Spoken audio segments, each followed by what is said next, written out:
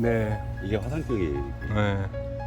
그러니까 이건 내가 했을 때는 어느 정도 저지되는 게 보인다.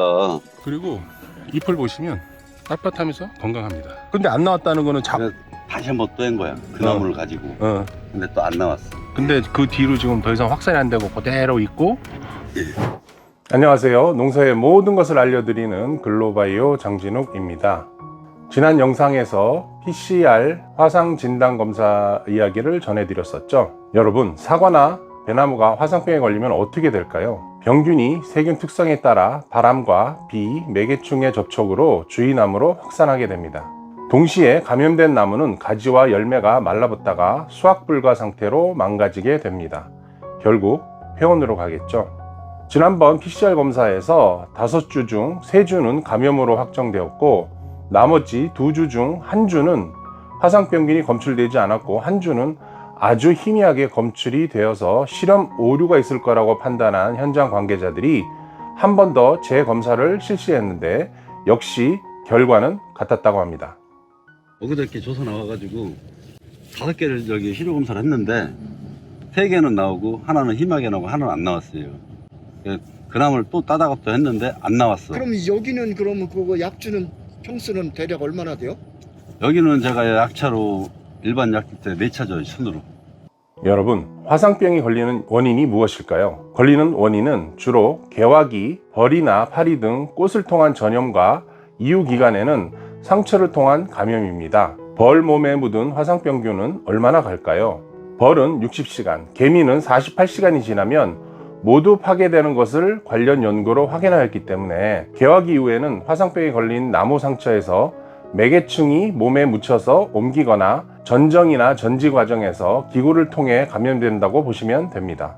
다행히도 연구조사에서 개화기 이후 꿀벌 외의 모든 노린재류, 곤충, 특히 화상병에 걸린 배나무 신초에서 다량으로 발생한 진딧물을 잡아서 그 PCR 검사를 했을 때 화상병균이 전혀 검출되지 않았습니다. 그래서 해충 방제와 기구 소독을 잘한다면 감염을 막을 수 있다는 결론입니다. 그러나 우리가 알지 못하는 상처가 나무에는 무수히 존재하기 때문에 평상시 소독이 아주 중요합니다. 이건 뒤에서 자세히 설명드리도록 하겠습니다. 몰라서 몰려왔던 공포 때문에 화상병에 걸린 농가를 마치 접촉불가 난민처럼 대할 필요까지는 없습니다. 이 병은 누구나 걸릴 수 있기 때문에 어려울수록 서로 위로하고 함께 해결하려는 노력이 필요한 시기입니다. 화상병에 걸리는 조건은 지금 설명드렸던 2가지가 거의 전부이기 때문에 너무 겁내지 않으셔도 됩니다. 자, 그럼 걸렸을 때 어떻게 해야 할까요? 먼저 감염 부위 자르는 방법입니다. 이게 여기까지 한 7, 8cm 되면 여기만 쳐도 되는 거 아니에요? 더 치시라고. 여기 이걸 치라고? 예. 그럼 여기에 예를 들어서 이리 와보세요. 그러니까 여기가 걸렸다 하더라도 요거만 자르지 마시고 여기서 최소 30에서 50cm 이상은 무조건 쳐주라는 거야. 최소. 오히려 1m 정도 더 쳐주면 더 좋아요. 바짝 여기를. 그래서 이거를 주지를 바꿔주는 거예요. 그리고 여기다가 바리코트를 발라주시든지 그걸 발라주셔야 돼요. 빨간 페인트를 칠해요. 표신하게. 예, 페인트 칠해도 되겠죠. 왜냐하면 다음에도 그 나무를 계속 보려고. 예. 그래서 사장한테 그랬어. 그럼 뿌리를 한번 강화를 시켜보자. 사람도 건강하면 병을 이겨내니까. 식물은 면역 체계를 가지고 있습니다. 항생 물질을 스스로 합성해서 세균이 침범하면 그 침범 부위로 신호를 통해 항생 물질을 만들어 병균과 싸워 이겨냅니다. 칼슘 통로로 호르몬을 이용한 미세 전기 신호를 보내 정확한 부위에 항체를 만들어 병에 걸리지 않게 싸웁니다. 이때 체력이나 건강 상태가 나쁘다면 그 싸움에서 밀려 감염됩니다. 그래서 건강한 나무일수록 확률적으로 병에도 잘 안 걸리게 되는 것입니다. 나무의 자생력을 최고로 높이기 위한 선택으로 이분은 한방 요소를 함께 공급하였습니다. 앞에서 칼슘이라는 단어와 호르몬이라는 단어를 언급했습니다.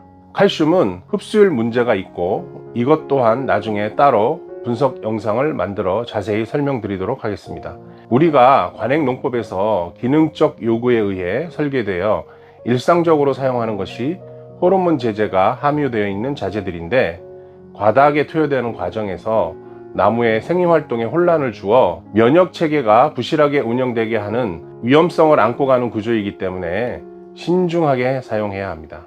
쉽게 얘기해서 호르몬이 나무의 전체적인 균형을 깨트린다는 이야기입니다.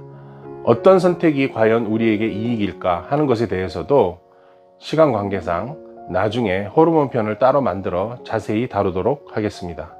나무의 자생력을 최고로 높이기 위한 선택으로 이분은 한방 요소를 함께 공급하였습니다. 이분은 한방 프로그램을 통해서 무엇을 얻었을까요? 근데 뿌리를 강하게 하다 보니까는 이파리가 좀 좋아진 거예요. 지금 여기 지베린인데 이달 전반대가 좀 많이 보여. 그럼 여기는 8월 20날에도 배를 딸 수 있다는 결론이에요, 지금. 빨리 따면. 이파리 같은데 여기 이 칼날을 보셔요. 칼날이 지금 억세잖아요.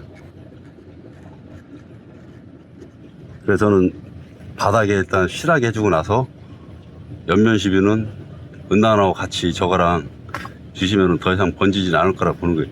은나노가 일단 전 좋다고 보는 거예요.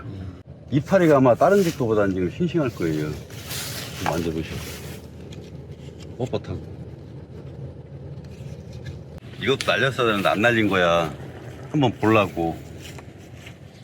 그리고 근데 괜찮더라고요. 다른 네. 가지가. 이거 있잖아요. 저 피오네 약품보다는 은나노가 더 좋다고 보는 거예요. 은나노는 며칠에 한 번 줬어요? 저거는 이틀 한 번씩 무조건 주셔야 돼요. 은나노는 첫 파스는 주고 여기 보면 뿌리게 되면은 하얗게 낄 거예요, 먼지처럼. 그다음에 이게 없어졌다면 끝에 또 한 번 주는 거야. 왜 은나노가 좋다고 말씀드리냐면은 안성에 한경대학교라는 사람이 있었어요. 그래서 지금 안성 사람들은 은을 많이 방제를 해요. 그 사람이 과원에 2개가 걸렸는데 그거를 다 매립하고 석회 뿌려놓고 은으로 계속 치유를 했던 거예요. 근데 그 집은 지금 화상병이 없어. 근데 우린 피온까지 같이 쓰니까 더 좋지. 안성 엄청 묻었어요. 예. 근데 지금 안성 모산이나 이쪽은 그 은을 많이 활용을 해요. 각자 개인들이 기계를 사가지고. 근데 ppm이 여기 거보다 약해.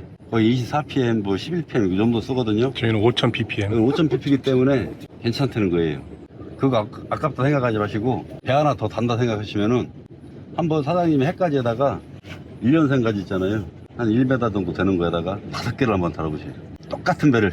그리고 한번 신동매하고 한방매를 뿌려보세요. 꼭지만 붉으면 배는 붉어지니까. 섬유질이 이만큼 두껍잖아요. 꼭지 이 섬유질. 나무에서 붙은 거. 예, 섬유질이. 그렇기 때문에 배가 크다는 얘기예요. 굵으네.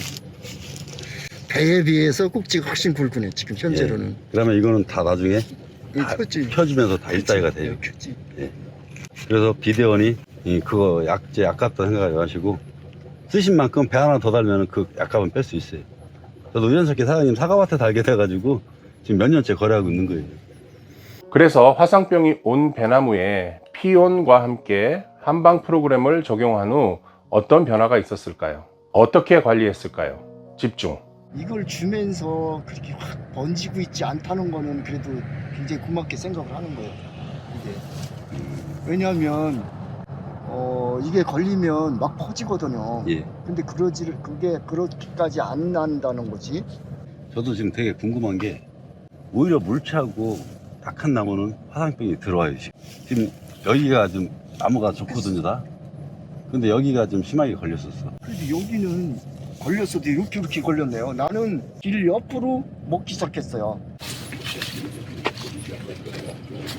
이 화상병 피원에 맞은 거예요. 이거 만약에 검사하잖아요. 이건 절대 안 나와요. 얘들 이파리 부셔가지잖아요. 화상병 걸린 거는 이게 안 부셔져요. 걸린 거는 예, 안 부셔져요. 그래요? 예. 네. 우리 기름증이 바르는 거 있잖아요. 그거라 생각하시면 돼. 부서지지 않는다.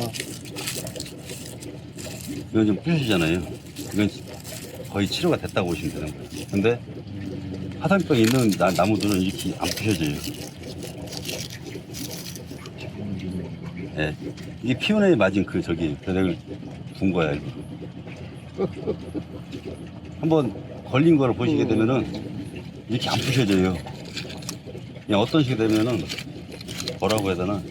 그 기름종이 기름종 있잖아요. 이렇게 구기면 안 찢어지고 그냥 네. 구겨지기만 하는 거. 그런 식이 돼버린다고. 이렇게 안 뿌개져요. 그래서 이게 치료는 안 되지만 그렇지. 더 이상 번지진 않게끔은 해주셨다라고 번지지만 않고. 예, 말씀을 드렸던 거예요.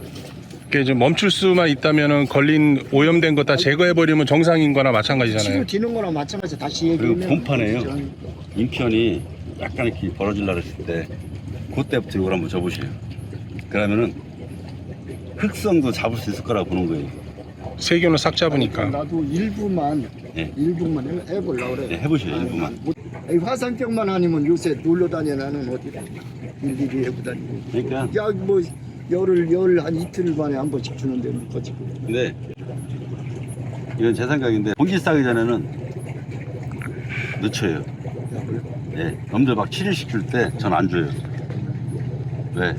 제가 밭에 수시로 돌아다니면서 보는 거예요. 뭐가 있는지만 보시고 거기에 있는 양만 주시면 돼.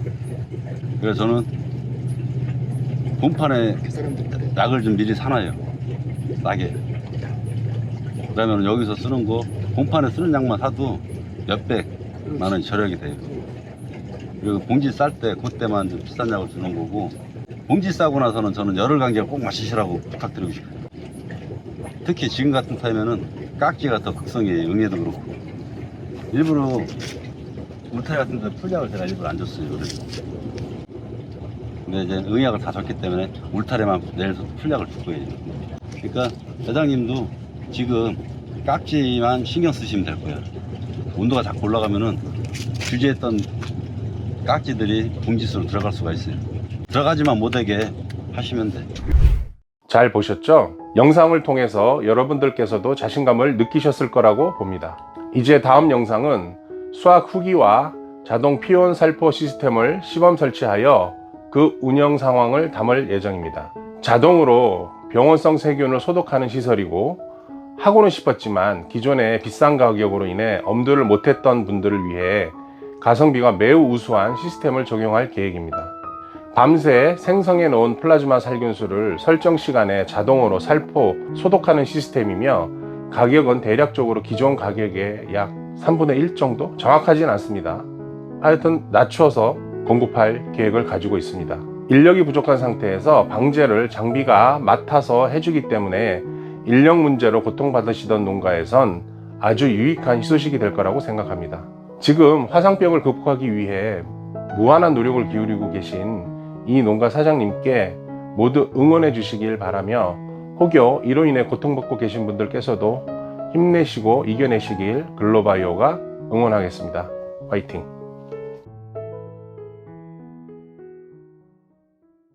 더 궁금한 내용 있으시면 저희 본사 1544-2596, 1544-2596으로 연락 주시면 자세히 안내해 드리도록 하겠습니다. 감사합니다.